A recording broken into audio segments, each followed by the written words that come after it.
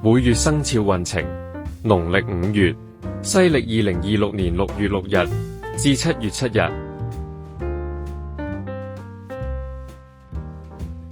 本月為肖鼠的思想學習投資月，在這沖太歲年，無論是春夏秋冬天出生的你，都適宜進修學習。為作新投資或新改變的話，則只有秋冬天出生的寒命人是合適的。來到本年的這個肖鼠的沖太歲月，運程容易出現兩極化。秋冬天出生的寒命人能轉好的機會較大，如果知道自己已經入了大運，便可以更加積極。相反，春夏天出生的平命、熱命人可以不變的話，就待在原地好了。切勿因沖太歲月一時衝動而去作出轉變。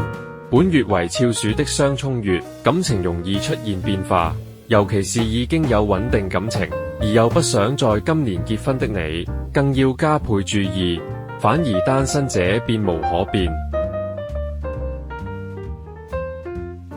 本月為肖牛的雙穿雙害月，本年為太歲雙穿的你，本月算是你的是非月。為雙穿的力量不大，即使遇上小人，是非也不會太嚴重，故不用太費心神去理會。又本月為肖牛的權力地位提升月，仍然可以努力去爭取別人認同，上班一族。如果知道公司準備作內部提升，也可以盡努力去爭取，而無需顧忌小人是非。故本月為肖牛的雙穿雙害月，可能會對感情有不良影響，但只是輕微的問題，不會對感情造成嚴重破壞。為雙穿雙害，對於希望盡早脫離單身的你並無好處。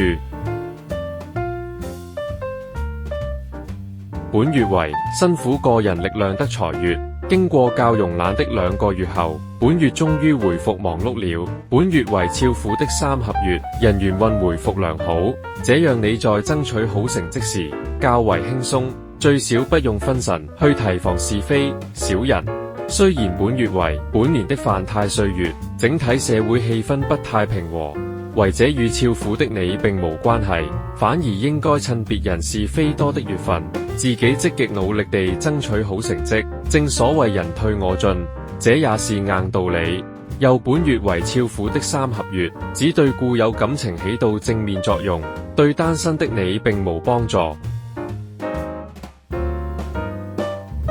本月為辛苦個人力量得財月，經過悠閒的2個月後，本月終於要面對忙碌的工作了。上班一族雖然不會因工作量大了而收入有所上升，唯經過慵懶的2個月後，本月工作忙碌反而會令心情踏實起來，至少知道自己在公司還有不錯的價值。本月為肖兔的桃花月，今年是桃花生肖的你，來到本月人緣運良好，讓你能夠輕鬆地應付忙碌的工作。單身者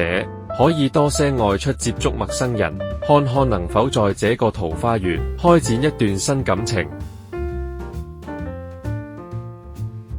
本月為權力地位提升月，又到了上班一族努力爭取的時候了。如果知道公司準備作內部提升，而你又有意爭取的話，可以努力嘗試。但如果對目前崗位已經很滿意，不想升遷而使壓力增加，本月就要盡量保持低調了，望能夠在目前崗位一直做下去。從商自僱者經過2個財運月之後，本月可抽空出席行內及慈善活動，望能提升自己在行內的名聲，長遠而言必然對事業起到正面作用。為肖龍的你本月並無刑沖，亦非桃花或雙合月，感情運不是特別好，但也不是爭吵嗌交月。除非另一半剛好是今年沖犯太歲的生肖，才可能出現一些小風波。